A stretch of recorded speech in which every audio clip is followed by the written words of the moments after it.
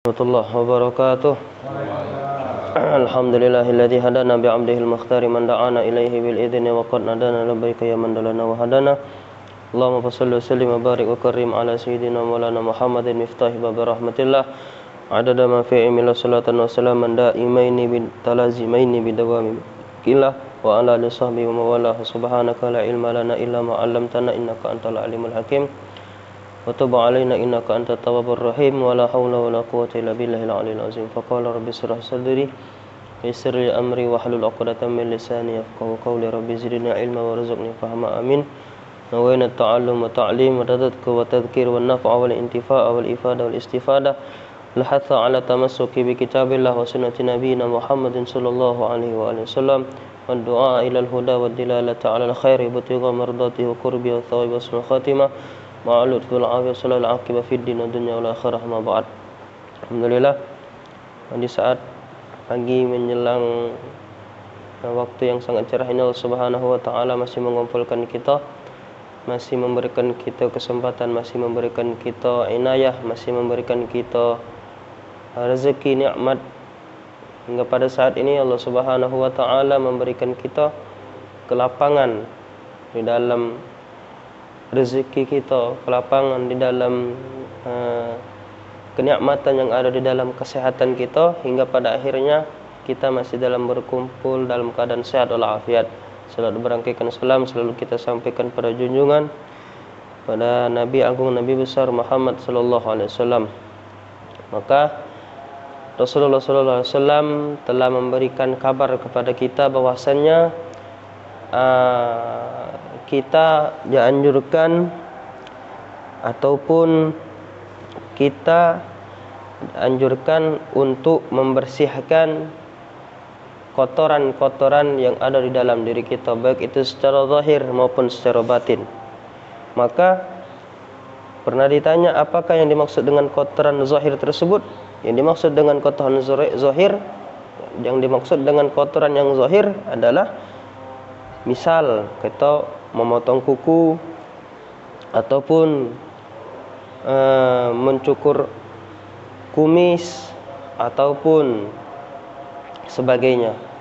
Adapun yang lain, misalnya kotoran batin adalah membersihkan daripada segala penyakit hati, daripada segala penyakit hati yang nifak, ataupun hati yang selalu iri, ataupun hati yang selalu benci, ataupun hati yang selalu sombong terhadap dirinya. Maka itu disebutkan dengan penyakit batin. Maka ditanya lagi, mana yang lebih bahaya antara penyakit zahir maupun penyakit batin? Maka ulama mengatakan bahwasanya penyakit yang lebih bahaya penyakit batin. Itu. Hingga pada akhirnya penyakit batin ini bisa membawa mudarat kepada dirinya dan orang lain. Itu.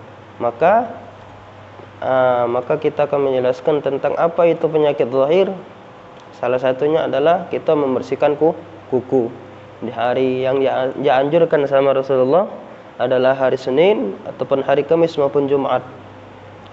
Bahkan tata cara potong kuku pun juga ada tata caranya. Itu. Kadang sekendak kita entah dari mana, entah dari telunjuk kah, dari manakah. Itu. Tapi di sini memang Nabi tidak melakukan hal tersebut. Tapi ulama-ulama terdahulu sudah menganjurkan itu. Supaya apa? Yang tadinya menjadi adah, yang tadinya awalnya menjadi adah, kemudian menjadi ibadah tujuannya.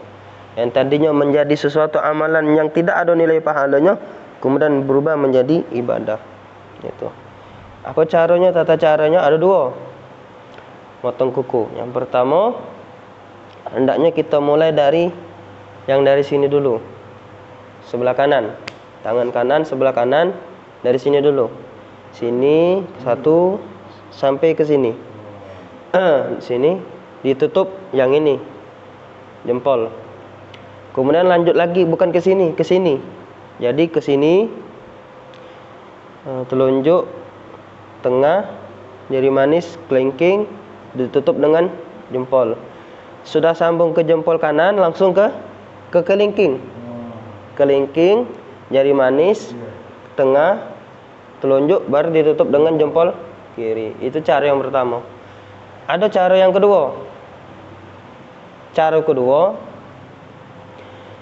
ada lagi disebutkan oleh Imam Nawawi ataupun Imam Al-Ghazali. Maka beliau menyebutkan bahwasanya tata cara yang kedua adalah kalau yang sebelah kanan ini agak rumit sebenarnya. Enak lain cara pertama tadi. Dari sini ke sini ke sini ke sini ditutup dengan yang ini, kemudian sambung lagi ke sini. Ditutup dengan yang ini jempol. Waalaikumsalam. Itu. Atau cara yang kedua misalnya kalau artian rumusnya au khosyabin yang kanan ini. Jadi yang pertama itu jempol dulu. Ini tata cara yang kedua, jempol. Kemudian lanjutnya ke tengah. Kemudian ke kelingking. Sudah ke kelingking baru ke telunjuk. Ke telunjuk baru ke jari manis. Itu.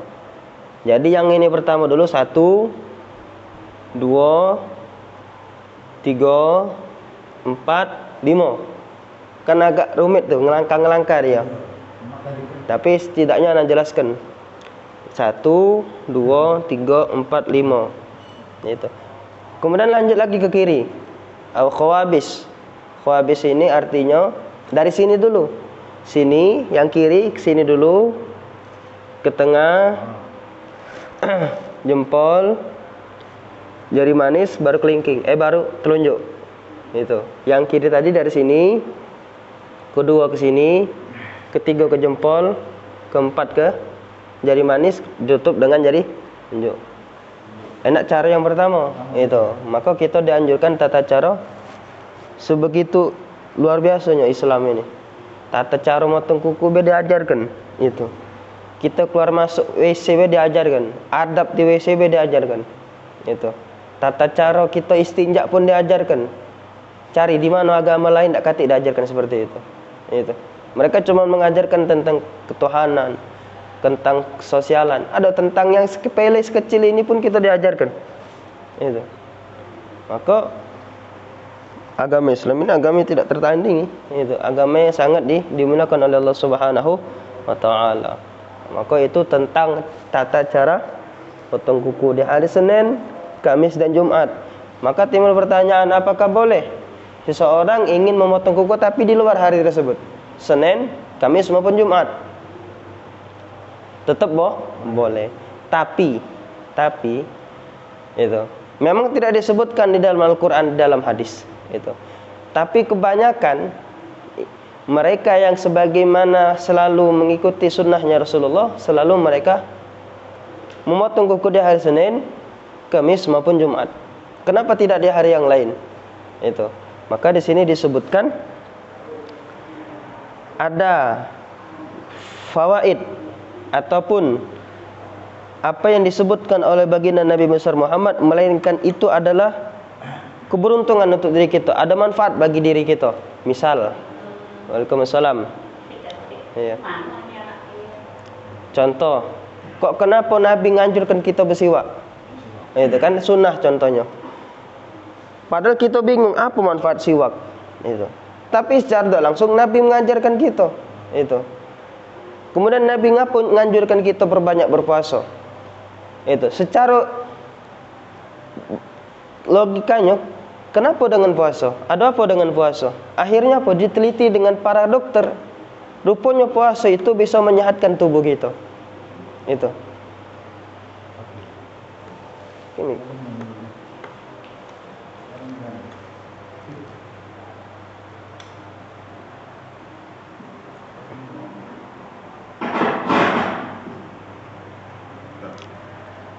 Gitu.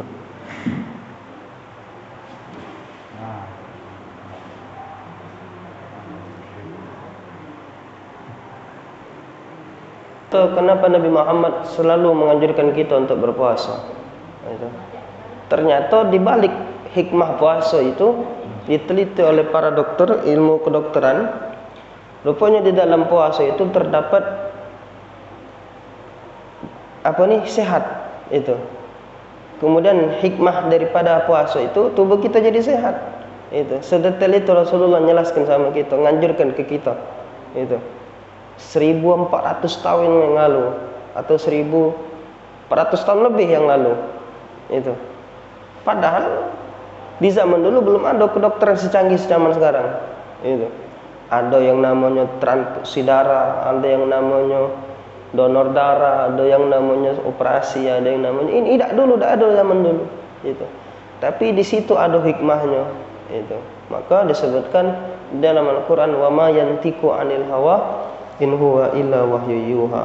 Maka ketahuilah bahwasannya apa yang disebutkan oleh baginda Nabi Muhammad melainkan itu merupakan wahyu dari Allah Subhanahu wa taala. Maka kita jangan pernah kalau kita bertanya tidak paham. Kalau misalnya bertanya tapi mengingkar. Misalnya, kenapa sih Rasulullah ini nyuruh kita sholat? Pas sudah dijawab tidak galak sholat. Itu. Jadi cuma sebatas tahu. Cuma pengen tahu, mencari kelemahan. Itu. Makanya di sini kita dianjarkan sama guru-guru kita, sama ulama-ulama kita selalu mengikuti daripada ajaran baginda Nabi besar Muhammad sallallahu alaihi wasallam. Maka di sini disebutkan, ana masih ingat di sini dalam artikel di dalam HP ini. Maka di sini disebutkan al-yaumul ladzi aqta'ul asabi', hari-hari yang disunnahkan ataupun hari-hari yang bisa menjadi makruh bila kita menggunakan memotong kuku. Di sini disebutkan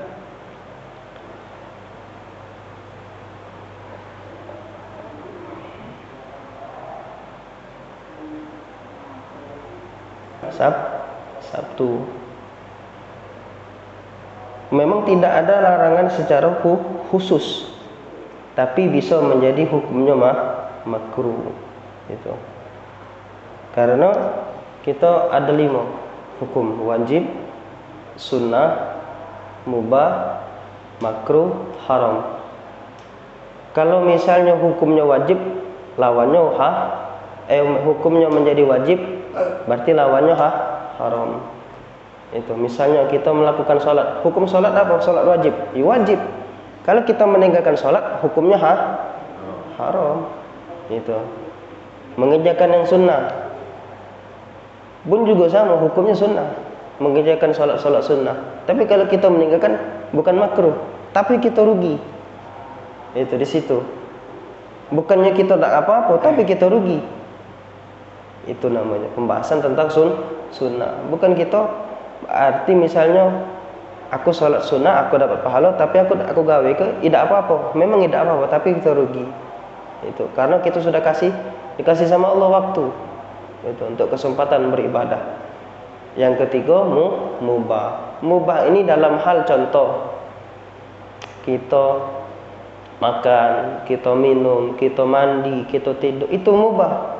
Tak makan, tak minum, tak dapat pahala, tapi bisa bernilai pahala. Itu. Yang mubah ini bisa naik derajatnya menjadi sunnah, bisa naik derajatnya menjadi sunnah. Cak mana? Misal kita makan, tapi niat kita untuk ibadah di situ.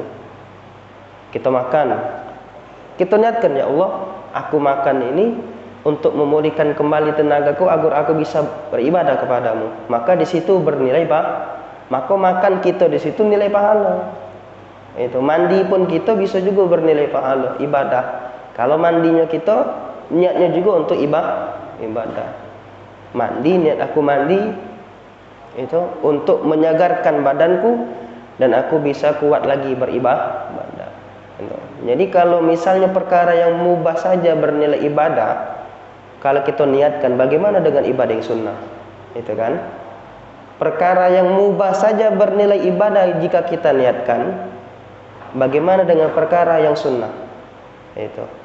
Maka yang mubah baik beribadah atau lagi yang sunnah, maka yang jangan sampai kita rugi. Itu. Misalnya duduknya kita, duduk baik tidak ngapa-ngapa ini, tidak baca kitab, tidak baca Quran, tapi dapat pahala. Itu. Jadi innamal a'malu binniyat. Itu. Jadi di situ binniyat, bukan binniyah. Berarti menunjukkan setiap satu perbuatan itu Kalau pacak lebih niatnya. Paham enggak? Sikok perbuatan itu kalau pacak jangan sikok niatnya, lebih.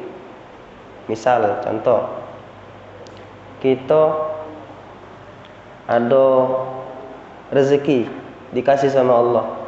Contohnya kita ngasih makan 100 bungkus nasi. 100 dari 100 itu banyak yang kita niatkan. Yang pertama kita niatkan untuk orang tua kita yang meninggal. Yang kedua supaya pahala ini sampai menjadi amal jariah. Yang ketiga pahala ini aku khususkan untuk, pokoknya banyak dia niat. Padahal sikok itu boleh. Boleh. Bahkan jangan sikok, sayang kalau pacak lebih gitu. Karena di saat zaman sekarang ini keutamaan umat baginda Nabi Muhammad adalah disebutkan, ada masih ingat, niatul mukmin khairun min amali. Niatnya seseorang mukmin itu terkadang bisa menjadi lebih mulia daripada perbuatannya. Itu niat seorang mukmin terkadang bisa menjadi mulia daripada perbuatannya. Maka jangan merugi. Di sini disebutkan yang pertama adalah hari Sabtu. Karena di dalam hari Sabtu tersebut tidak ada satupun ulama yang menganjurkan kita untuk memotong kuku di hari tersebut. Misal Ustaz cakal contohnya di lain selain motong kuku lah. Contohnya kita menyukur kumis. Begitupun juga sama. Karena memotong kuku, mencukur kumis, ataupun membersihkan ketiak ini bulunya, ataupun yang daerah yang kesucian kita, daerah kehormatan kita, itu sama itu. Karena ada 7 kata Nabi yang ada pada diri kita, itu jangan sampai yang apalagi yang yang bagian daerah kesucian kita, jangan sampai 40 hari lebih dari itu. Kalau pacak dicukur itu, kalau pacak disucikan. Karena kalau sudah lebih dari itu kadang kita galak sering maksiat itu. Tidak jauh dari situ karena bermaksiat. Nah, di sini adapun yang tidak dianjurkan itu oleh ulama-ulama atau guru-guru kita. Hari Sabtu, hari Minggu, hari Selasa, hari Rabu dan hari Sabtu. Hari Sabtu, Minggu, Selasa, Rabu. Itu. Pokoknya di luar hari Senin, Kamis dan Jumat. Itu hukumnya bukan haram, makruh. Itu bukan berarti haram, tidak boleh motong kuku. Tidak. Boleh, tapi dia menjadi hukumnya makruh. Cak mana yang tidak tahu? Yang tidak tahu bukan hukumnya makruh. Justru yang sudah paham dengan ilmunya, ini kan yang sudah paham, sudah anak kasih tahu. Yang dianjurkan cuma hari Senin, Kamis, Jumat. Nah, ibu-ibu berarti sudah tahu yang dianjurkan hari Senin, Kamis, Jumat. Maka ketika kita sudah tahu, tapi kita masih baik di hari-hari yang lain, itu juga makruh. Tapi kalau misalnya belum tahu tentang tata cara potong kuku, ataupun belum tahu anjuran hari apa yang dianjurkan untuk potong kuku, dia tidak tahu. Itu bukan berarti hukumnya karena ketidaktahuan mereka. Itu.